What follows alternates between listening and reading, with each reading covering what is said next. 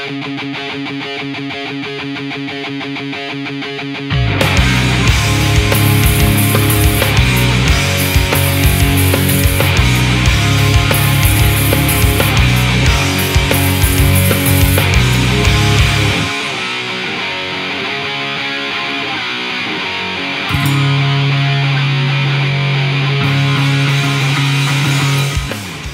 such contests are starting to emerge everywhere. Why are they against the law? It's because of the rules. No rules. This is real no-holds-barred fighting. A lethal combination of boxing, kickboxing, wrestling, jiu-jitsu, and back alley brawling. Oh, a headbutt, and now they're going to try and break it. It's over. 400 people paid $50 a head to get into this illegal extravaganza and spent thousands more betting on the bouts. But the big draw is over-the-top sex and underground violence. A bare-knuckle warrior by night, Eve Edwards from Texas is a college accounting student and bank teller by day. This is what I love to do, but I can't do this yet by itself. As far as in the cage, I'm there to win. I just want to hurt you enough that you don't want to fight me anymore tonight. It's the only sport where you're allowed to strangle your opponent. How'd you win it? I was trying to choke him so he cut down some on his strength, and then when he comes up, I want to tag him. And it's sure as hell the only sport where you're encouraged to kick a man when he's down. These fights are illegal because they're brutal, dangerous, and bloody. When you hit him and you get some blood, what's going through your head at that point? I know he's thinking about it. If he's thinking about it, then I can get a hold of him. As long as he ain't thinking about me, he's thinking about himself, and I can take advantage. Do you ever feel bad about giving someone a punch like that? Do I ever feel bad? Yeah. Look at my eye. So it's you or him, right? Exactly. You or him. Yes, ma'am. It's the blood that draws fans like sharks. What do you like about it? The violence. Oh, yeah. This is the legal extreme fighting, which can be seen on pay-per-view. It's imported from other countries, such as Brazil and Japan, where it sets TV ratings records. But here in the U.S., 46 states have banned this sport. But now, some doctors and politicians are demanding a unanimous decision. If one is really good at ultimate fighting, one could break somebody's neck. Other kinds of fractures can occur. Cuts, especially butting of heads, one against another, big league cuts, lots of bleeding. So one of the people may get HIV or may get hepatitis. That's a risk of blood, always. Loss of teeth, eye damage.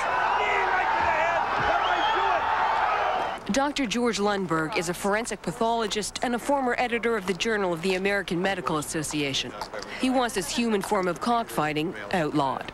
Banning anything doesn't stop it. It only diminishes it. But the number of people who go into it becomes less. The children exposed to it as a normal form of behavior become a lot less. The ultimate fighting champion. But the no-holds-barred underground fighting is now an open rebellion, and the internet is spreading the revolution everywhere.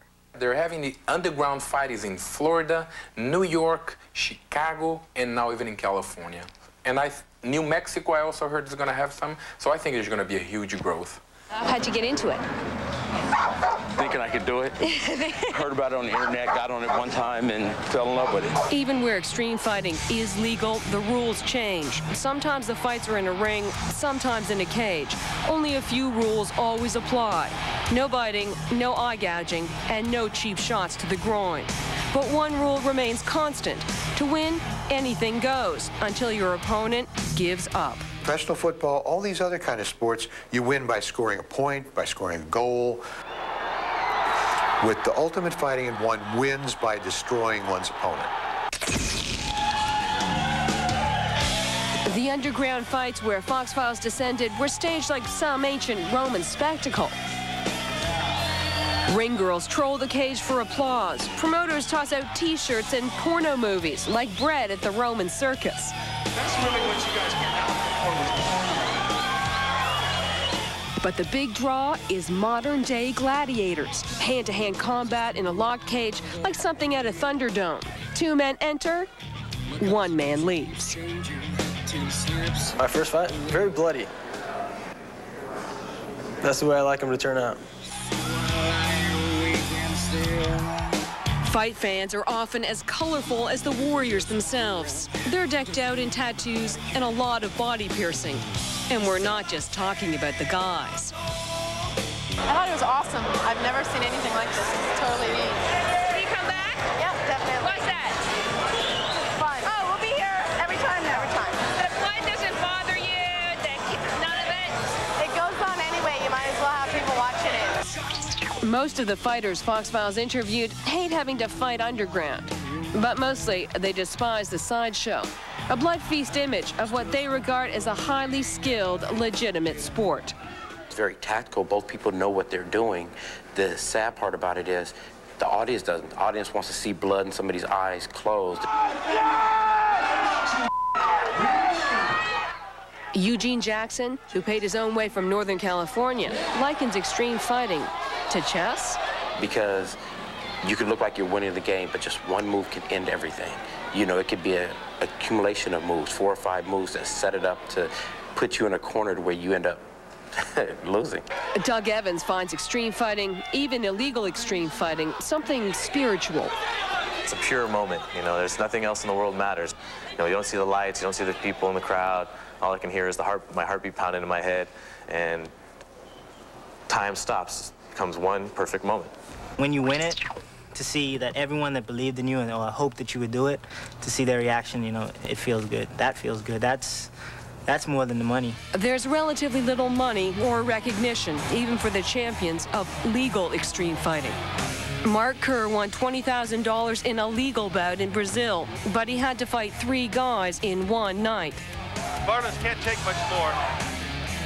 A wrestler at Syracuse University, Kerr didn't wish to play the fool in TV wrestling when he graduated. He says extreme fighting is the oldest and purest sport there is. One-on-one, no weapons, no rules. It doesn't have instant replay. It doesn't have a 24-second clock. There is no offsides. You know, there is no holding penalty. There's no roughing the quarterback. You know, I mean, it has all the components of just being this very raw, animalistic, gladiator-type event. It's teaching our children that it's okay for one person to try to destroy another publicly.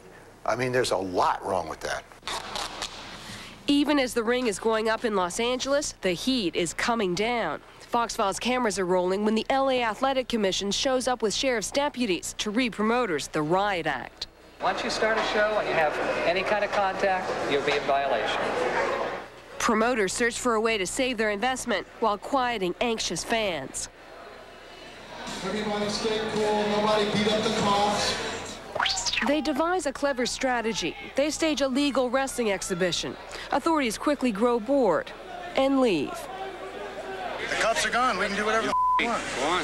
The off-duty cop providing security agrees. We can go full armor now. But new problems arise. Some of the fighters left when authorities arrived, so promoters have to scramble to put together a fight card. You got somebody for me to fight?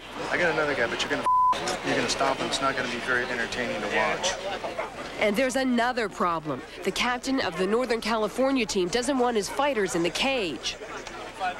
Our concern is the way that this entire show is being run. The pornos, all that is a black guy in the sport. It's not good for the sport. If your fighters want to fight and make money and become a part of what's going to happen in the big picture, they need to understand that these are the kind of shows we put on.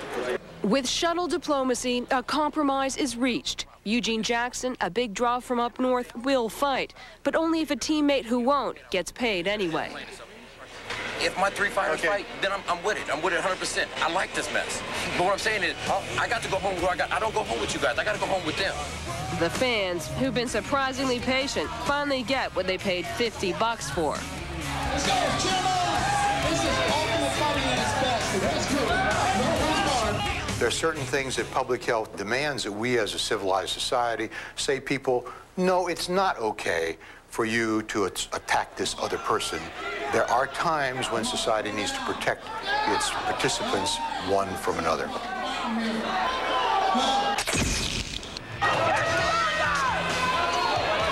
Everyone wants to do something bad sometimes, so it's kind of like, ooh, I'm living on the wild side. That tape there, that wasn't so bad. You know, I guess because I was watching it on video. So, what does Eve's mom, Nicole, really think of extreme fighting? Truth be known, I'd prefer Eve just stay a banker, go to school, practice martial arts. You know, if I was to choose what path he'd take, he wouldn't be fighting. What do you think about it being underground? I liked it. Makes it better that way. Well, this sport will never stop. Man has been fighting since the beginning of time to eat, to provide to their families.